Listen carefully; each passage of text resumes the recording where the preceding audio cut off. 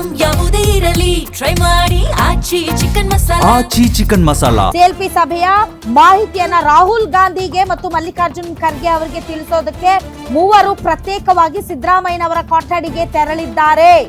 ಸಭೆಯಲ್ಲಿ ಸಿಎಲ್ಪಿ ನಾಯಕನ ಹೆಸರು ಸಿದ್ದರಾಮಯ್ಯನವರು ಪ್ರಸ್ತಾಪ ಮಾಡ್ತಾರೆ. ಉಳಿದೆಲ್ಲ ಶಾಸಕರು ಈ ಸ್ಥಾನಕ್ಕೆ ಡಿ.ಕೆ. ಶಿವಕುಮಾರ್ ಅವರ ಹೆಸರನ್ನ ಅನುಮೋದನೆ ಮಾಡ್ತಾರೆ. ತದನಂತರ ಸಿದ್ದರಾಮಯ್ಯನವರು, ವೇಣುಗೋಪಾಲ್ ಮತ್ತು ಸುರ್ಜೇವಾಲಾ ಮೂವರು ಪ್ರತ್ಯೇಕವಾಗಿ ಸಿದ್ದರಾಮಯ್ಯನವರ ಕೊಠಡಿಗೆ ತೆರಳುತ್ತಾರೆ. ಅಲ್ಲಿ ರಾಹುಲ್ ಗಾಂಧಿ ಮತ್ತು ಮಲ್ಲಿಕಾರ್ಜುನ್ ಖರ್ಗೆ ಅವರಿಗೆ ಸಿಎಲ್ಪಿ ಸಭೆಯಲ್ಲಿ ನಡೆದಂತಹ ಮಾಹಿತಿಯನ್ನ ರವಾನೆ ಮಾಡ್ತಾರೆ. ಡಿ.ಕೆ. ಶಿವಕುಮಾರ್ ಹೆಸರನ್ನ ಸಿದ್ದರಾಮಯ್ಯನವರು ಪ್ರಸ್ತಾಪ ಮಾಡ್ತಾರೆ. ಪರಮೇಶ್ವರ್ ಅವರ ಅನುಮೋದನೆಯನ್ನ ಕೊಡ್ತಾರೆ ಮತ್ತು ಕೈ ಎತ್ತುವುದರ ಮೂಲಕ ಸರ್ವಾನುಮತದಿಂದ ಸಿಎಲ್ಪಿ ನಾಯಕನನ್ನ ಆಯ್ಕೆ ಮಾಡ್ತಾರೆ ಶಾಸಕರು. ಆಯ್ಕೆ ಪ್ರಕ್ರಿಯೆ ನಡೆದ ನಂತರ ಸಿದ್ದರಾಮಯ್ಯ, ಕೆ.ಸಿ. ವೇಣುಗೋಪಾಲ್ ಮತ್ತು ಸುರ್ಜೇವಾಲಾ ಪ್ರತ್ಯೇಕವಾಗಿ ಸಿದ್ದರಾಮಯ್ಯನವರ ಕೊಠಡಿಗೆ ತೆರಳುತ್ತಾರೆ. ಅಲ್ಲಿ ಮೋಸ್ಟ್ ಪ್ರಾಬಬ್ಲಿ ಹೈಕಮಾಂಡ್ಗೆ ಅಂದ್ರೆ ರಾಹುಲ್ ಗಾಂಧಿ, ಮಲ್ಲಿಕಾರ್ಜುನ್ ಖರ್ಗೆ ಅವರಿಗೆ ಸಿಎಲ್ಪಿ ಸಭೆಯಲ್ಲಿ ನಡೆದದ್ದನ್ನ ವಿವರಣೆಯನ್ನ ಕೊಡ್ತಾರೆ. ವಿವರಣೆಯನ್ನ ಕೊಟ್ಟು ಇನ್ನೇನು ಕೆಲವೇ ಕ್ಷಣಗಳಲ್ಲಿ ಮಾಧ್ಯಮಗಳ ಜೊತೆ ಮಾತನಾಡುವಂತಹ ಸಾಧ್ಯತೆ ಇದೆ. ಡಿಕೆಶಿ ಹೆಸರು ಹೇಳಿಸಲು ಹೊರಟಿದ್ದ ವರಿಷ್ಠರು ಸಿದ್ದರಾಮಯ್ಯ ಅವರ ಬಾಯಿಂದ ಹೇಳಿಸೋದಕ್ಕೆ ಪ್ರಯತ್ನ ಪಟ್ಟರು. ಇದು ಹೈಕಮಾಂಡ್ ಆಯ್ಕೆ ಅಂತ ಸಿದ್ದರಾಮಯ್ಯನವರು ಹೇಳ್ತಾರೆ. ಸೊ ಹೀಗಾಗಿ ಇನ್ನೇನು ಕೆಲವೇ ಕ್ಷಣಗಳಲ್ಲಿ ಮಾಧ್ಯಮಗಳ ಜೊತೆ ಮಾತಾಡ್ತಾರೆ. ಸಿದ್ದರಾಮಯ್ಯನವರ ನೇತೃತ್ವದಲ್ಲಿ, ಸಿದ್ದರಾಮಯ್ಯನವರ ಮುಂದಾಳತ್ವದಲ್ಲಿ, ಸಿದ್ದರಾಮಯ್ಯನವರ ಬಾಯಿಂದಲೇ ಡಿ.ಕೆ. ಶಿವಕುಮಾರ್ ಅವರ ಹೆಸರನ್ನ ಹೇಳಿಸ್ತಾರೆ.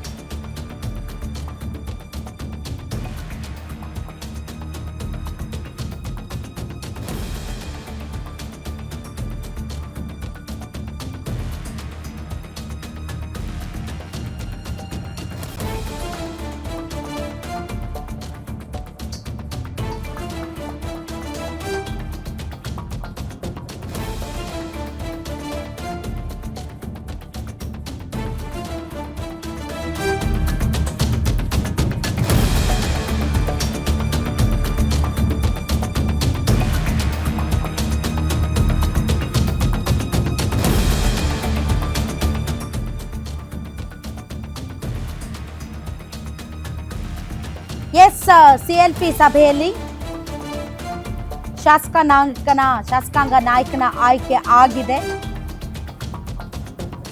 ಡಿ.ಕೆ. ಶಿವಕುಮಾರ್ ಅವರ ಹೆಸರನ್ನ ಸಿದ್ದರಾಮಯ್ಯನವರು ಪ್ರಸ್ತಾಪಿಸ್ತಾರೆ. ಅದಕ್ಕೆ ಜಿ. ಪರಮೇಶ್ವರ್ ಅವರು ಅನುಮೋದನೆ ಕೊಡ್ತಾರೆ. ಕೈ ಎತ್ತಿ ಶಾಸಕರೆಲ್ಲರೂ ಕೂಡ ಅನುಮೋದನೆಯನ್ನು ಕೊಡುವುದರ ಮೂಲಕ ಶಾಸಕಾಂಗ ಪಕ್ಷದ ನಾಯಕನ ಆಯ್ಕೆ ಮುಗಿದಿದೆ. ಈಗ ಸಿದ್ದರಾಮಯ್ಯನವರು, ವೇಣುಗೋಪಾಲ್ ಮತ್ತು ಸುರ್ಜೇವಾಲಾ ಅವರು ಪ್ರತ್ಯೇಕವಾಗಿ ತಮ್ಮ ಕೊಠಡಿಯಲ್ಲಿ ಚರ್ಚೆ ಮಾಡ್ತಾ ಇದ್ದಾರೆ. ಮೋಸ್ಟ್ ಪ್ರಾಬಬಲಿ ಹೈಕಮಾಂಡ್ಗೆ ಸಿಎಲ್ಪಿ ಸಭೆಯ ಅಪ್ಡೇಟ್ಸ್ ಅನ್ನ ಕೊಡುವಂತಹ ಸಾಧ್ಯತೆ ಇದೆ.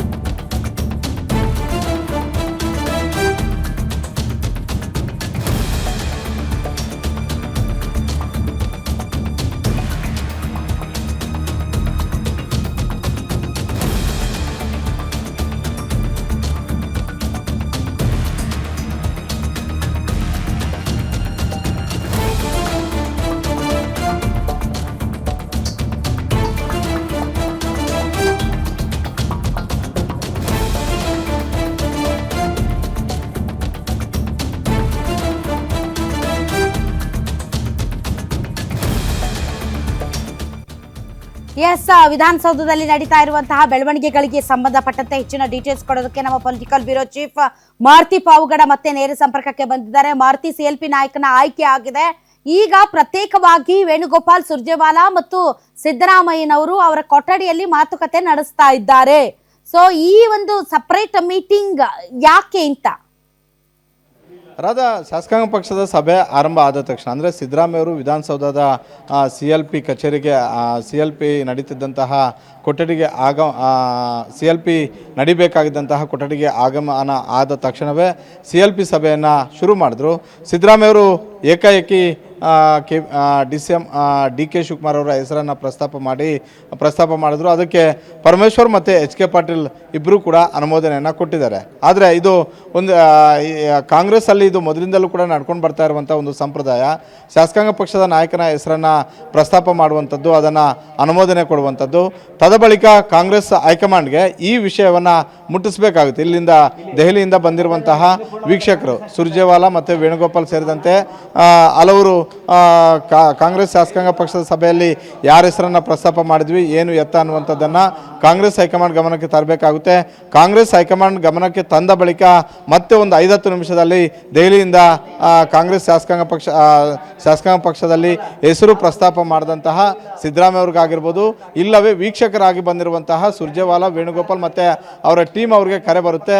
ಆ ಕರೆ ಬಂದಂತಹ ಸಂದೇಶವನ್ನು ಮತ್ತೆ ಶಾಸಕಾಂಗ ಪಕ್ಷದ ಸಭೆಯಲ್ಲಿ ಸಿದ್ದರಾಮಯ್ಯ ಅವರು ಹೇಳ್ತಾರೆ. ಹೀಗಾಗಿ ಈಗ ಸಿದ್ದರಾಮಯ್ಯ ಅವರ ಕೊಠಡಿಯಲ್ಲಿ ಪ್ರತ್ಯೇಕವಾಗಿ ಸುರ್ಜೇವಾಲಾ, ವೇಣುಗೋಪಾಲ್ ಹಾಗೂ ದೆಹಲಿಯಿಂದ ಬಂದಿರುವಂತಹ ತಂಡ ಕೂತು ಮಾತುಕತೆಯನ್ನು ಆಡ್ತಾ ಇದೆ. ಬಹುತೇಕ ಈ ವಿಚಾರವನ್ನು ರಾಹುಲ್ ಗಾಂಧಿ ಅವರ ಗಮನಕ್ಕೆ ತಂದಿರ್ತಾರೆ.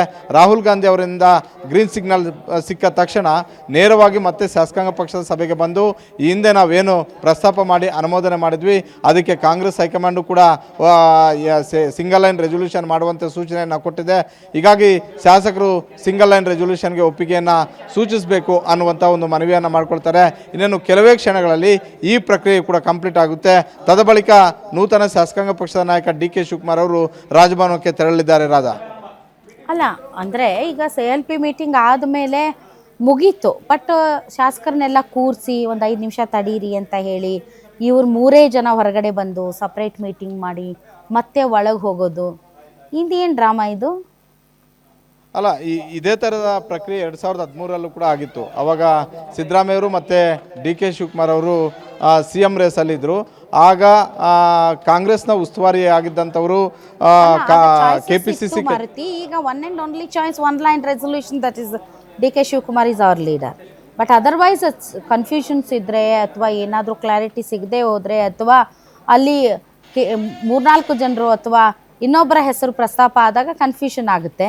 ಬಟ್ ವಿದೌಟ್ ಎನಿ ಕನ್ಫ್ಯೂಷನ್ ಒಂದು ಟೀ ಬ್ರೇಕ್ ತಗೊಂಡು ಬಂದು ಸಪ್ರೇಟಾಗಿ ಚರ್ಚೆ ಮಾಡೋದು ಇದೇನಿದು ಅಂತ. ಇಲ್ಲ, ಖಂಡಿತ ಇವತ್ತಂತೂ DK ಶಿವಕುಮಾರ್ ಅವರನ್ನು ಹೊರತುಪಡಿಸಿ ಎರಡನೇ ಹೆಸರು ಪ್ರಸ್ತಾಪ ಆಗಿಲ್ಲ. ಜೊತೆಗೆ ಯಾರು ಕೂಡ ನಾವು ಕೂಡ ಶಾಸಕಾಂಗ ಪಕ್ಷದ ನಾಯಕನ ರೇಸಲ್ಲಿ ಇದ್ದೀವಿ ಅನ್ನುವಂಥದ್ದನ್ನು ಯಾರೂ ಹೇಳಿಲ್ಲ. ಯಾಕಂತ ಹೇಳಿದ್ರೆ ಕಾಂಗ್ರೆಸ್ ಹೈಕಮಾಂಡ್ ಸ್ಪಷ್ಟವಾದಂಥ ಒಂದು ಸೂಚನೆ ಇತ್ತು. ಜೊತೆಗೆ 2-3 ದಿನಗಳಿಂದ ಕಾಂಗ್ರೆಸ್ ಹೈಕಮಾಂಡ್ ಅಂಗಳದಲ್ಲಿ ಆಗ್ತಿರುವಂತಹ ಎಲ್ಲ ರಾಜಕೀಯ ಬೆಳವಣಿಗೆಗಳು ಕೂಡ CM ರೇಸಲ್ಲಿರುವಂತಹ ಪ್ರತಿಯೊಬ್ಬ ನಾಯಕರಿಗೂ ಕೂಡ ಗೊತ್ತು. ಅದರಲ್ಲೂ ಪ್ರಮುಖವಾಗಿ DK ಶಿವಕುಮಾರ್ ಅವರ ಹೆಸರು ಕಾಂಗ್ರೆಸ್ ಹೈಕಮಾಂಡ್ ಅಂಗಳದಲ್ಲಿ ಯಾವಾಗ ಫೈನಲ್ ಆಯಿತು ತಕ್ಷಣ ಪರಮೇಶ್ವರ್ ಮತ್ತು MB ಪಾಟೀಲ್ ಇಬ್ಬರೂ ಕೂಡ ಭಾಳಷ್ಟು ಸ್ಟ್ರಾಂಗ್ ಕಂಟೆಂಡರ್ಸ್ ಆಗಿದ್ದರು CM ರೇಸಲ್ಲಿ. ಈ ಇಬ್ಬರನ್ನು ಕರೆದು, ಅದಕ್ಕೂ ಮೊದಲು ಸತೀಶ್ ಜಾರಕಿಹೊಳಿ ಅವರನ್ನು ಕರೆದಿದ್ರು. ಈ ಮೂವರನ್ನು ಕರೆದು CM ರೇಸ್ ವಿಚಾರಕ್ಕೆ ಸಂಬಂಧಪಟ್ಟಂತೆ ಒಂದು ಸ್ಪಷ್ಟ ಸಂದೇಶವನ್ನು ಕಾಂಗ್ರೆಸ್ ಹೈಕಮಾಂಡ್ ರವಾನೆ ಮಾಡಿತ್ತು. ಹೀಗಾಗಿ ಇವತ್ತು ಶಾಸಕಾಂಗ ಪಕ್ಷದ ಸಭೆ ಆರಂಭ ಆದ ತಕ್ಷಣವೂ ಕೂಡ ನಿಮಗೂ ಅನುಮಾನ ಬಂದಿದೆ, ನನಗೂ ಅನುಮಾನ ಬಂದಿದೆ. ಮಾರುತಿ, ಮತ್ತೆ ಸಭೆ ಆರಂಭ ಆಗಿದೆ. ಸುರ್ಜೇವಾಲಾ, ವೇಣುಗೋಪಾಲ್, ಸಿದ್ದರಾಮಯ್ಯನವರು ಅವರ ಕೊಠಡಿಯಲ್ಲಿ ಏನು ಸಪರೇಟ್ ಆಗಿ ಮಾತುಕತೆ ಮಾಡಿದ ನಂತರ ಮತ್ತೆ ಈಗ ಅವರು ವಾಪಸ್ CLP ಸಭೆಗೆ ಹೋಗಿದ್ದಾರೆ. ಸೊ ಇದು ಇದೀಗ ಬರ್ತಾ ಇರುವಂತಹ ಅಪ್ಡೇಟ್. ಪ್ಲೀಸ್ ಕಂಟಿನ್ಯೂ ಮಾಡಿ ಮಾರುತಿ. ಇಲ್ಲ, CLP ಸಭೆ ಆರಂಭ ಆದ ತಕ್ಷಣ ಆ ಕ್ಷಣದವರೆಗೂ ಯಾರು CLP ನಾಯಕರಾಗ್ತಾರೋ ಅವರು ಮುಂದಿನ CLP ನಾಯಕನ ಹೆಸರನ್ನು ಪ್ರಸ್ತಾಪ ಮಾಡಬೇಕು. ಇಬ್ಬರು ಹಿರಿಯ ಶಾಸಕರು ಆಗ ಇರುವಂತಹ CLP ಸಭೆಯಲ್ಲಿರುವಂತಹ ಹಿರಿಯ ಇಬ್ಬರು ಶಾಸಕರು ಅದನ್ನು ಅನುಮೋದನೆ ಮಾಡಬೇಕು. ಇವತ್ತು ಕೂಡ ಸಿದ್ದರಾಮಯ್ಯ ಅವರು ಬಂದ ತಕ್ಷಣ ಆದಂತಹ ಪ್ರಕ್ರಿಯೆ ಅದೇ. ಎಲ್ಲರೂ ಬೇರೆ ಬೇರೆ ರೀತಿಯಲ್ಲಿ ಚರ್ಚೆ ಮಾಡ್ತಿದ್ರು. ಸಿದ್ದರಾಮಯ್ಯ ಅವರು ಇದು ಕೊನೆಯ CLP ಆಗಿರೋದ್ರಿಂದ ಸಹಜವಾಗಿ ಕೆಲವೊಂದು ವರದಿಗಳ ಪ್ರಕಾರ ಕೆಲವೊಂದು ವರದಿಗಳ ಪ್ರಕಾರ ಮಾರುತಿ, ಶಾಸಕಾಂಗ ಪಕ್ಷದ ಸಭೆಯಲ್ಲಿ ಒಂದು ಹೈಡ್ರಾಮಾ ನಡೀತು. ಡಿ ಕೆ ಶಿವಕುಮಾರ್ ಅವರ ಹೆಸರನ್ನ ಪ್ರಸ್ತಾಪ ಮಾಡದೆ ಹೈಕಮಾಂಡ್ ನಿರ್ಧಾರ ಮಾಡಲಿ ಅಂತ ಸಿದ್ದರಾಮಯ್ಯನವ್ರು ನಾನು ರಾಜೀನಾಮೆ ಕೊಟ್ಟಿದ್ದೀನಿ ಅಂತ ಅಂತಾರೆ. ಹೀಗಾಗಿ ಸಪ್ರೇಟ್ ಆಗಿ ಒಂದು ಸ್ವಲ್ಪ ಮಾತುಕತೆ ನಡೆಸಿ ಮತ್ತೆ CLP ಮೀಟಿಂಗ್ ಹೋಗ್ತಾರೆ. ಇಲ್ಲಿ ಒಂದು ಸ್ವಲ್ಪ ಗೊಂದಲದ ವಾತಾವರಣ ಆಗಿದೆ ಅಂತ ತಮಗೇನು ಬರ್ತಾ ಇದೆ ಮಾಹಿತಿ? ಅಲ್ಲ, ಮೊದಲನೇದಾಗಿ ನಮಗೆ ಮಾಧ್ಯಮದವರಿಗೆ ಮೊದಲು ಸಿಕ್ಕಂತಹ ಮಾಹಿತಿ ಏನಂತ ಹೇಳಿದ್ರೆ ಸಿದ್ದರಾಮಯ್ಯ ಅವರ ಹೆಸರು ಪ್ರಸ್ತಾಪ ಮಾಡಿದ್ರು, ಅದಕ್ಕೆ ಇಬ್ಬರು ಶಾಸಕರು ಅನುಮೋದನೆಯನ್ನು ಮಾಡಿದ್ರು ಅಂತ. ಮತ್ತೊಂದು ಮಾಹಿತಿ ಸಿಗ್ತಿರೋದೇನು ಅಂತ ಹೇಳಿದ್ರೆ, ಒಂದು, ಸಿದ್ದರಾಮಯ್ಯ ಅವರು ಶಾಸಕಾಂಗ ಪಕ್ಷದ ಸಭೆ ಆರಂಭ ಆದ ತಕ್ಷಣ ನಾನು ಶಾಸಕಾಂಗ ಪಕ್ಷದ ನಾಯಕನ ಸ್ಥಾನಕ್ಕೆ ರಾಜೀನಾಮೆಯನ್ನು ಕೊಟ್ಟಿದ್ದೀನಿ. ಮುಂದಿನ ಶಾಸಕಾಂಗ ಪಕ್ಷದ ನಾಯಕನ ಆಯ್ಕೆಯನ್ನು ಹೈಕಮಾಂಡ್ ವಿವೇಚನೆಗೆ ಬಿಡಬೇಕು. ಹೀಗಾಗಿ ಹೈಕಮಾಂಡ್ ವಿವೇಚನೆಗೆ ಬಿಟ್ಟಿದ್ದೀನಿ ಅಂತ ಹೇಳಿದ ತಕ್ಷಣ ಸಿದ್ದರಾಮಯ್ಯ, ಸುರ್ಜೇವಾಲಾ, ವೇಣುಗೋಪಾಲ್ ಹೈಕಮಾಂಡಿಂದ ಯಾವ ಸಂದೇಶ ಬರುತ್ತೋ ಆ ಸಂದೇಶ ಬರೋವರೆಗೂ ಕೂಡ ಕಾಯೋಣ ಅನ್ನುವಂಥದ್ದನ್ನು ಸಿದ್ದರಾಮಯ್ಯವರ ಬಾಯಲ್ಲೇ CLP ಸಭೆಯಲ್ಲಿ ಹೇಳಿರುವಂಥದ್ದು. ಬಳಿಕವೇ ಸಿದ್ದರಾಮಯ್ಯ ಮತ್ತು ಸುರ್ಜೇವಾಲಾ, ವೇಣುಗೋಪಾಲ್ ಅವರು ನೇರವಾಗಿ ಸಿದ್ದರಾಮಯ್ಯವರ ಕೊಠಡಿಗೆ ಬಂದರು. ಸಿದ್ದರಾಮಯ್ಯವರ ಕೊಠಡಿಯಲ್ಲಿ ಸುಮಾರು 5-10 ನಿಮಿಷಗಳ ಕಾಲ ಕೂತು ಚರ್ಚೆ ಮಾಡಿದ್ರು. ತದಬಳಿಕ ಹೈಕಮಾಂಡ್ ಈಗ ಏನು ಸಂದೇಶವನ್ನು ರವಾನೆ ಮಾಡಿದೆಯೋ ಅದನ್ನು ಹೇಳೋದಕ್ಕೆ ಮತ್ತೆ ಈಗ CLP ಸಭೆ ಆರಂಭ ಆಗಿದರಾದ ಬಹುತೇಕ ಈಗಂತೂ ಒಂದಂತೂ ಸ್ಪಷ್ಟ. ಈ ಹಿಂದೆ ಏನು ನಾವು ಹೇಳಿದ್ವಿ ಯಾಕೆ ಅಂತ ಅದೇನೋ ಅಂತಾರಲ್ಲ, ಇದು ಆಲ್ರೆಡಿ ಶಾಸಕಾಂಗ ಸಭೆ ಕರೆಯಲಾಗಿದೆ, ಹೊಸ ನಾಯಕನ ಆಯ್ಕೆ ಆಗಬೇಕಾಗಿದೆ, ಹೊಸ ನಾಯಕನ ಹೆಸರು ಪ್ರಸ್ತಾಪಿಸೋದಕ್ಕೆ ಮುನ್ನುಡಿ ಬರೆಯಲಾಗಿದೆ. ಆದರೆ ನಾನು ರಾಜೀನಾಮೆ ಕೊಟ್ಟಿದ್ದೀನಿ, ಈ ಕ್ಷಣದಲ್ಲಿ ಹೈಕಮಾಂಡ್ ನಿರ್ಧಾರ ಮಾಡಲಿ ಅಂತ ಬ್ರೇಕ್ ತಗೊಳ್ಳೋದು, ಹೋಗೋದು, ಹೈಕಮಾಂಡ್ಗೆ ಫೋನ್ ಹಚ್ಚೋದು, ಆಮೇಲೆ ಅಲ್ಲಿಂದ ಬರೋದು, ಅದನ್ನು ಶಾಸಕರಿಗೆ ಹೇಳೋದು,